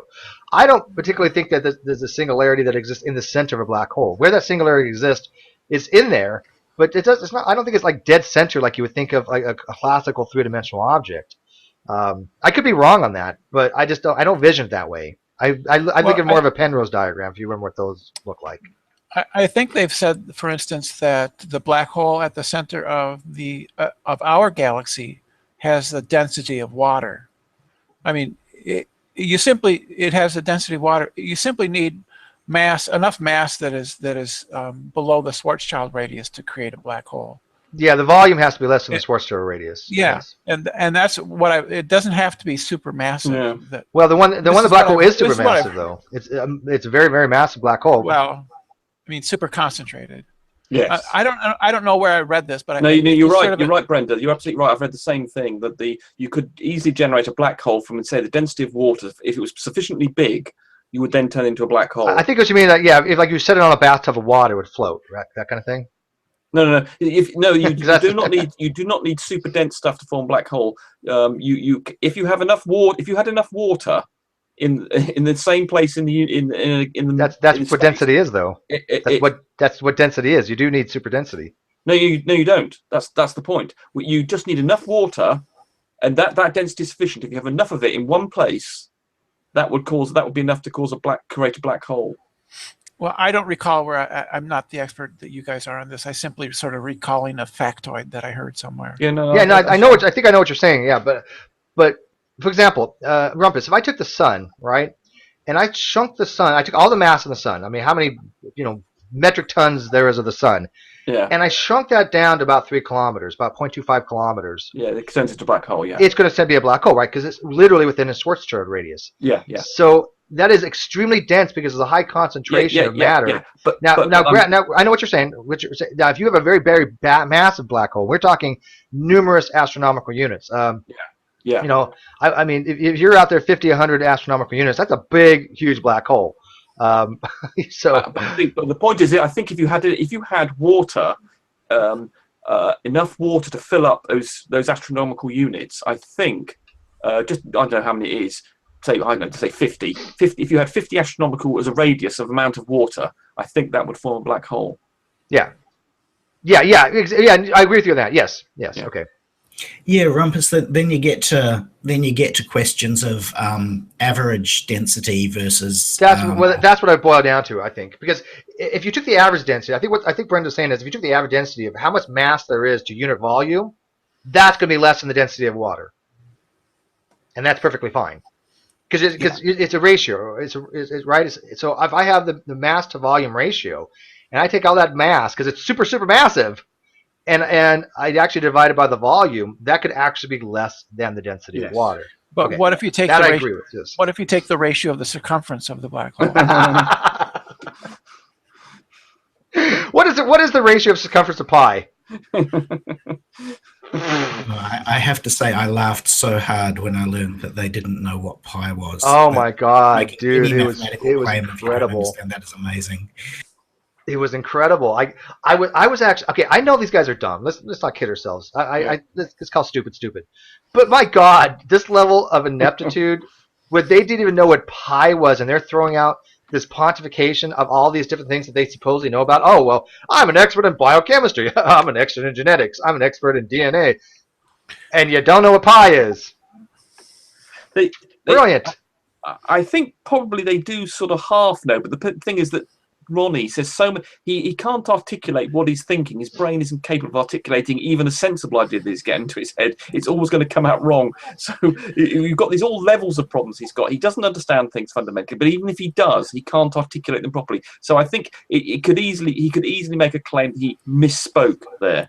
I think he also has a really difficult time listening to anybody else, especially if they disagree with him.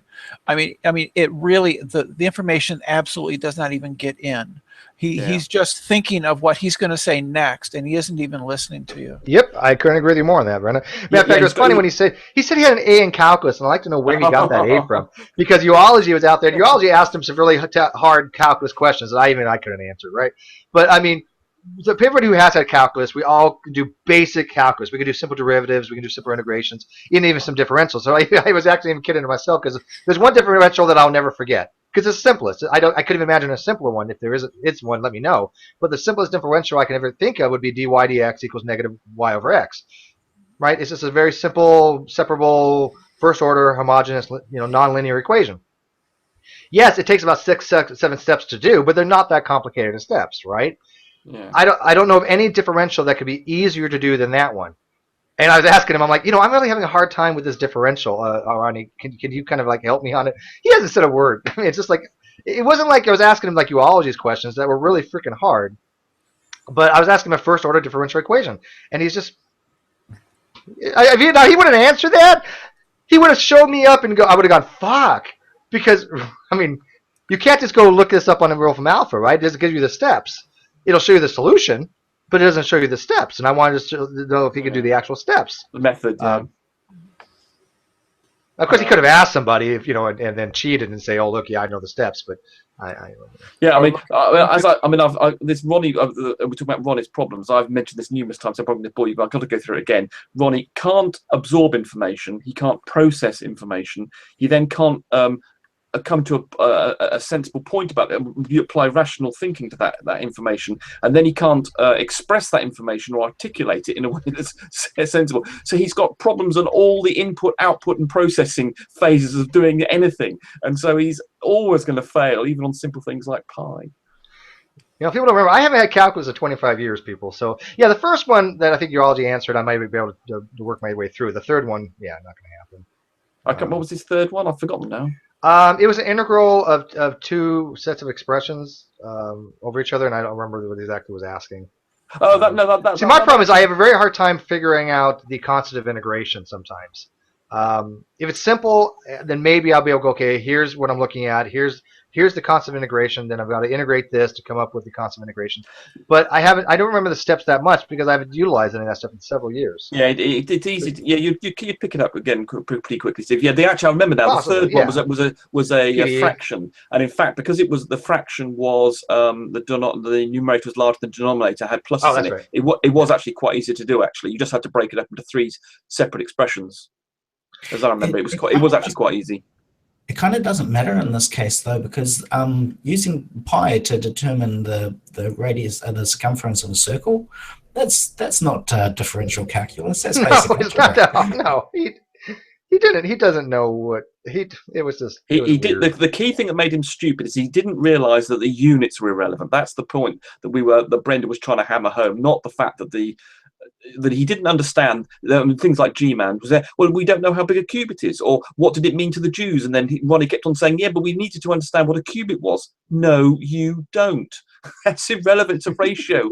If you're measuring, for instance, that one stick is 3 times the size of another stick, it doesn't matter what units you use to measure that ratio. That's what he was trying. Yeah, and he for some reason, and that wasn't just him though. It was actually G-man as well. G-man was actually the one saying that it doesn't, it matters. What did it mean to the Jews? What did it mean to the Jews? Yeah. What did the Jews understand by? The Jews' pi was different. Now that, what that means is that they have a failure of geometry, not of algebra, doesn't it? Oh yeah, absolutely, very basic, yeah. And understanding what dimensionless thing, what happens when you divide one unit by another. They didn't understand that. Yeah, they don't. Do they not grasp that pi is a dimensionless quantity? No. I think urology he was the one that made a little thing with pies going around, and he actually showed, look at this. I mean, he obviously, they've never had dimensional analysis, and when you do the dimensional analysis, and you can go the little, we call them railroad tracks, and you show that they cancel out. Pi is dimensionless, so why the hell does it matter what measurement system you use? It's not like it's pi inches or pi, centimeters. It's pi. It's just a ratio. And by the way, I did have it memorized for like 30 decimal places. I was pretty impressed myself.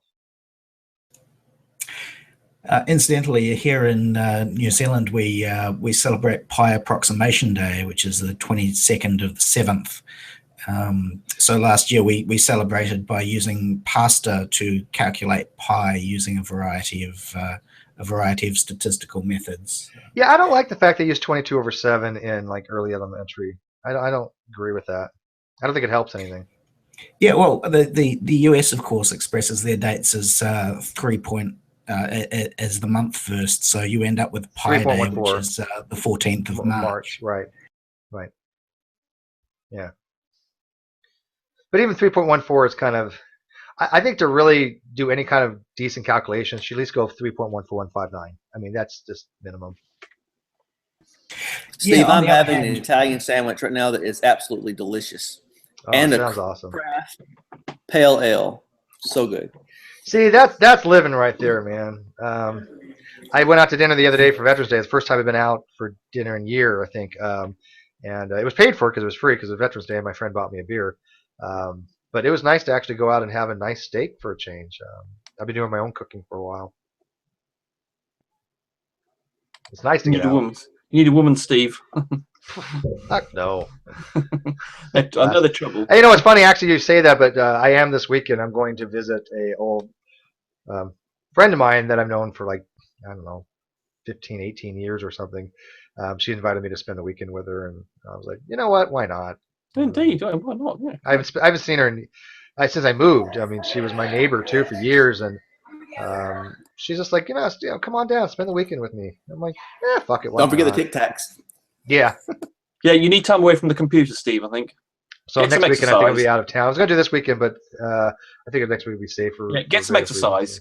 Get away from the computer. Have some nice walks. Get in the fresh air. Good for your health. And she's fun size. She's like a little bitty biker chick. Right.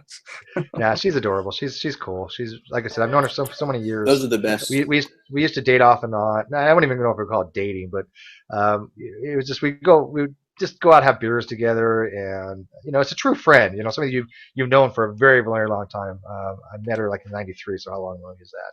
24 years. And it's when you have those kind of friendships, you miss them when you move away. And she was the last person I even said goodbye to when I left and I moved. So she actually moved down to San Diego, which is not that far from me. And so I was like, well, shit. You know what? Yeah, I'll come down there and visit you. Definitely, Steve. I'll definitely get away from that computer. Pictures. Yeah. Remember that girl, Love, Hope, Faith? Remember her, Purpose? There was one you had some interaction with. Was that who was the one you briefly had you spent a month with or something? Well, no, Faith, Hope, Love. Yeah, she was the young creationist. That was a doppelganger that I used to say that looked exactly like her. Isaiah would remember if he was in here. Anyways, nobody cares about my social life. But she doesn't even care that I'm growing the beard. Or, she's like, she's a biker chick, so she's like, I like guys with beards. So she doesn't even care that I'm growing a beard.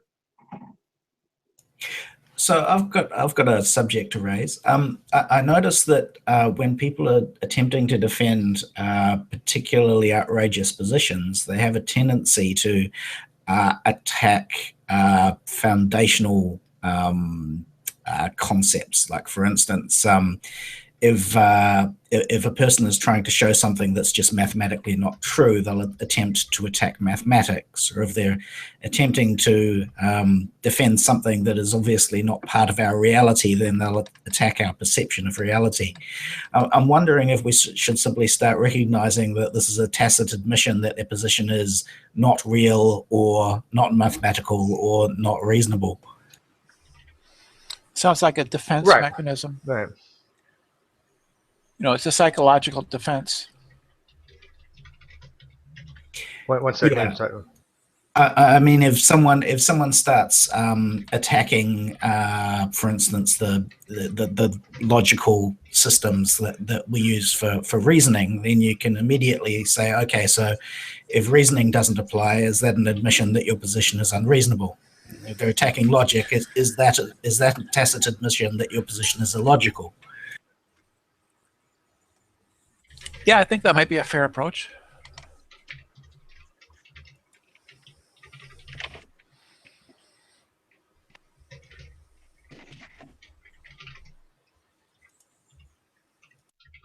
Go ahead real quick, guys. I have a type of work. Oh, we keep getting earthquakes over here at the moment. It's quite exciting. We haven't had any buildings fall down in our town yet, but certainly it's a shaky place. Shake around. Well, they didn't have like a 7.9 earthquake somewhere recently. Yeah, that's the one. I'm 1,500 kilometers from that location, and we went outside because the whole house was shaking. Wow. I'm from California, so I mean, I don't even get out of bed if it's less than 7, right? I don't care. 6.8, whatever, I'll sleep through that. So I'm used to earthquakes. I actually kind of like, I don't like the damage. I'm not saying that I like earthquakes because they're very destructive, but I'm not scared of them. I actually kind of think they're kind of cool. Like, I like tornadoes too. I'm just weird like that. Any kind of natural phenomenon, I'm enthralled by, but not the destruction it leaves, right? Obviously, I would never want anything to be destroyed. But when you look at the immense power of like an F5 tornado, it's just mind-boggling. Yeah, there's like 7.5 in New Zealand or something like that, right? Yeah, it's awesome in the it's awe-inspiring. Do you get a lot of water spouts? Do you get water spouts out there? I've seen a few off the coast when I was in the Navy. They would be pretty interesting, I would think. Yeah, I've they're never just seen one. They're just an F1 type. They're usually pretty harmless. They're just an F1 type tornado. And by the way, the water is actually not ocean water. A lot of people misconception about that. They think that is actually sucking up ocean water. It's not. Yeah, wouldn't it be? No, it's actually the water that's in the spout is actually condensation that's forming. Because water's coming out of the air. That's what's forming that actual water.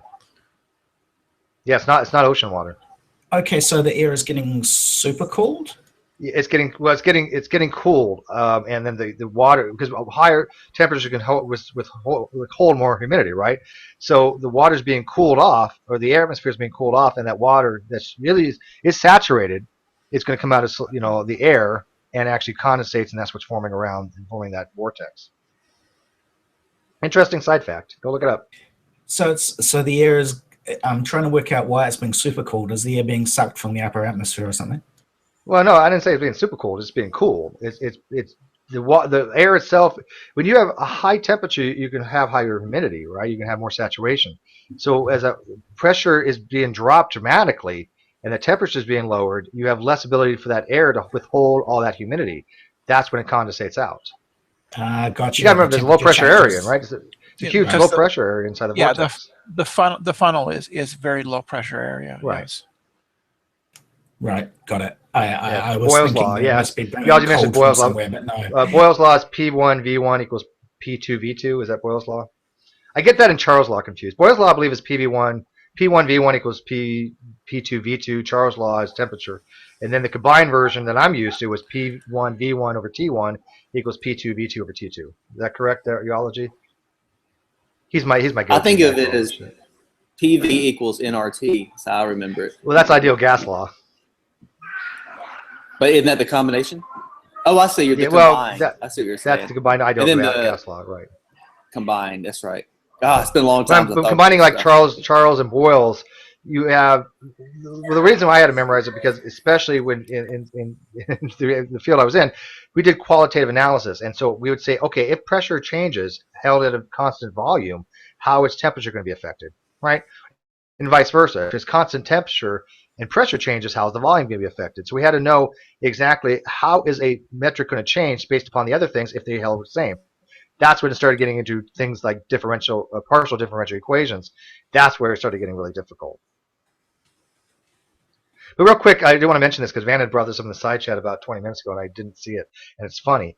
Did you guys remember, and I do remember this, when Andrew Rappaport, when somebody had mentioned something about evolution, he said, well, what do you mean, special or general evolution theory?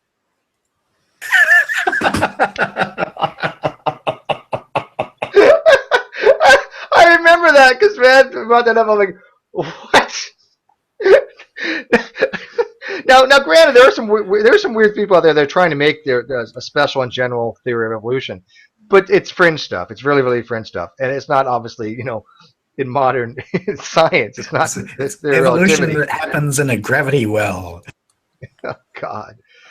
Geology hell is exothermic or endothermic. By the way, hell is exothermic, and they can actually prove that by the measurement of souls going into hell, by the amount of souls leaving hell.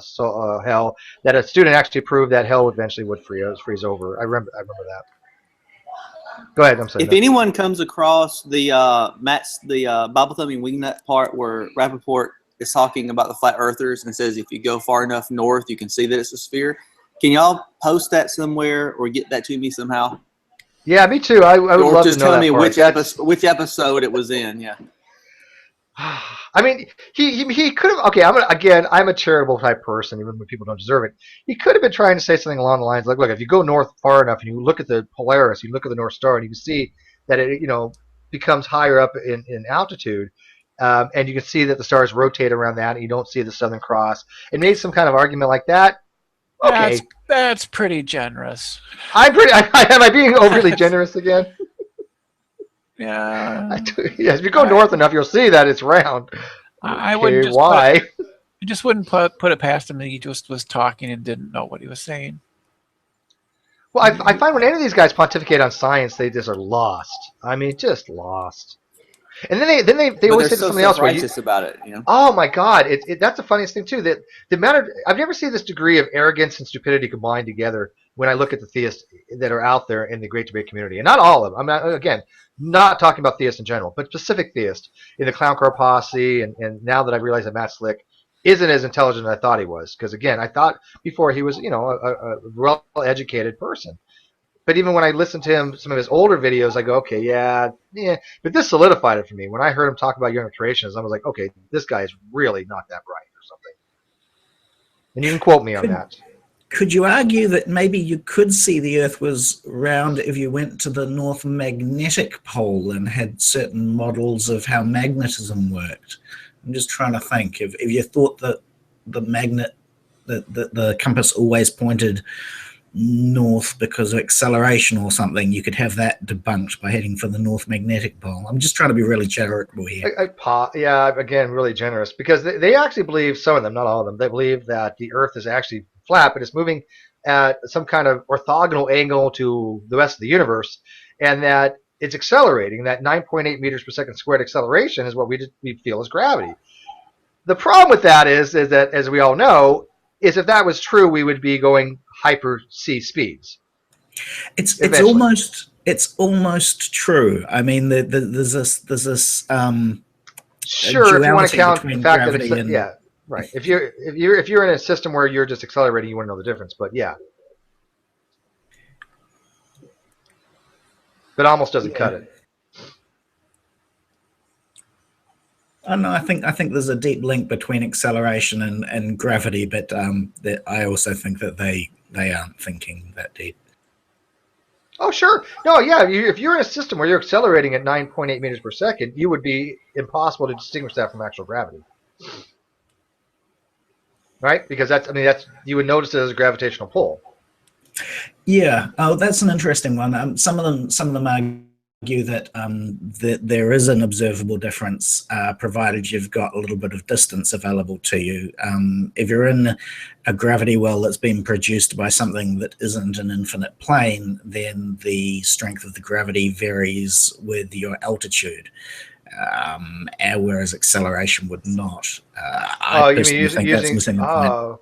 You mean using like the metric tensor field? Do you actually determine the gravitational field itself being changed?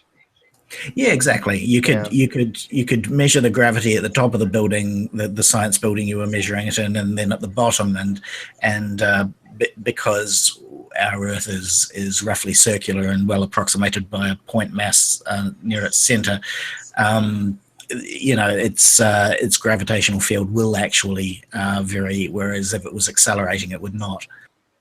I think maybe a better way to state it would be the effects would be indistinguishable, right? I mean, if you are accelerating at that constant acceleration of 9.8 meters per second squared, and you're in a gravitational field, you still experience the same feeling of gravity. I think that's the best way to explain it, because they're very similar, right? I mean, you wouldn't be able to know just by standing there going, okay, am I really experiencing gravity due to mass?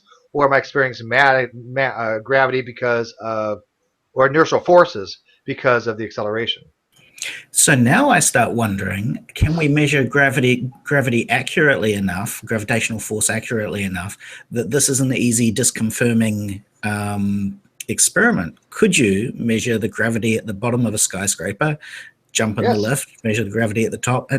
Our instruments. Yes. Oh yeah. We have gravitometers that can actually. They're very, very, very good at measuring gravitational fluctuations, even to various meters, because height is going to change things. Distance to a mountain is going to change things.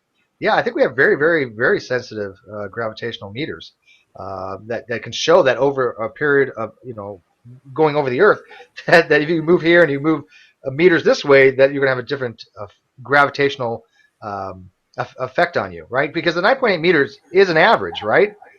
It's not ubiquitous around the Earth. The 9.8 meters are going to change depending on where you're at, your longitude, your latitude, and your altitude. Yeah.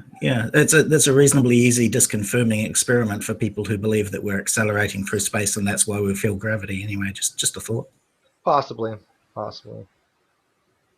Well, I just want to fit into what we're seeing when it comes to the radial velocities of stars and stuff like that. I mean, when we look at the sky, we can see these stars moving around us. Somebody had actually posted a meme the other day going, well, if the stars move, how come over the period of 100,000 years, the constellations have remained the same? And everybody's been pointing out to them, they don't. Oh, this was our King Logos. Explains it all. Now that I remember. And it's like, no, the constellations have changed. You can actually see things that were written even thousands of years ago when they did the star charts. Things have changed since then. So I agree, but the argument is going to be that that's all part of the conspiracy to keep us all stupid. Whereas a gravitometer is a thing that they could see and touch. I'm guessing. Anyways, guys, I am going to keep this a short hangout because I think this was a very, very good hangout. It was specific toward Matt Slick. Again, I'm not going to diss on the guy. I've never met him. I'm not going to be somebody out there just throw insults and pejoratives his way.